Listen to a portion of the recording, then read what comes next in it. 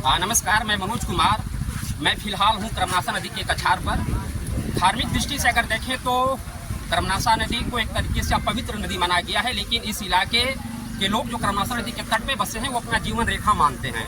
कर्मनासा नदी पे तमाम कैनाल हैं जिससे किसानों के घर अनाज आता है।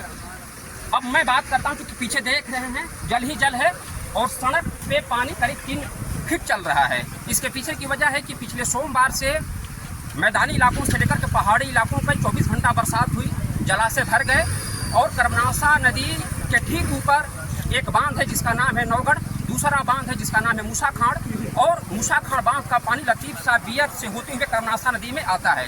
और करीब सोमवार से लेकर के बुधवार की सुबह तक 1 लाख क्यूसेक से अधिक पानी छोड़ा गया। यही कारण है कि उत्तर प्रदेश का जो इलाका है वो बहुत ज़्यादा तो प्रभावित नहीं हुआ, लेकिन कैमूर से जब कर्मनासा नदी जब बक्सर होते हुए गंगा में प्रवेश करती हैं तो इस इलाके में भारी तबाही मचाती है, क्योंकि ये निचला स्तर है कर्मनासा नदी का। दूसरी बात यह है कि कर्मनासा नदी तो है ही, लेकिन कर्मनासा नदी का सहायक है चंद्रप्रभा नदी और चंद्रप्रभा नदी के ऊपर भी एक बांध है जिसका नाम है नगवा। और नगवा बांध के बाद जब पानी डिस्चार्ज होता है तो मुजफ्फरपुर बियर से होते हुए चंद्रप्रभा नदी में गिरता है।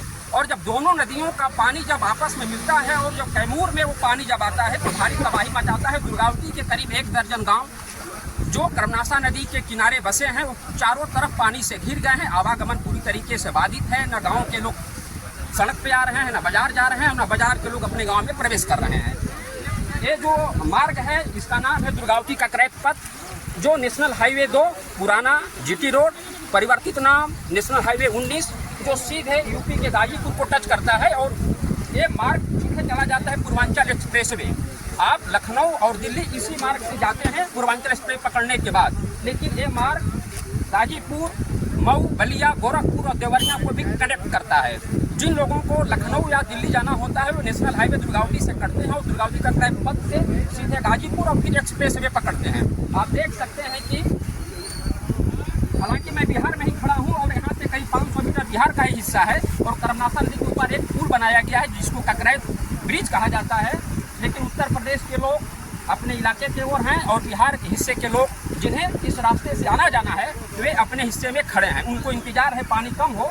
हालांकि पानी 2-4 घंटे कम नहीं होगा, लेकिन इन्हें अगर मार्ग बदलना पड़ेगा तो ये सफ़र तय करना पड़ेगा 30 से 40 किलोमीटर। ऐसी स्थिति में क्योंकि यहाँ पे सरकार, जिला प्रशासन या जनप्रतिनिधि मांग करते हैं एक छोटे से पुल का, तो इस 70-75 मीटर पुल की वजह से यह मार्ग अपने आप रो में चलेगा और फिर पानी नीचे बहेगा, लोग ऊपर चलेंगे। तो स्थानीय लोगों का भी यही मांग है। बाकी आप देख सकते हैं कि एक दिन की बारिश की वजह से यह मार्ग पूरी तरीके से बाधित हो गया है।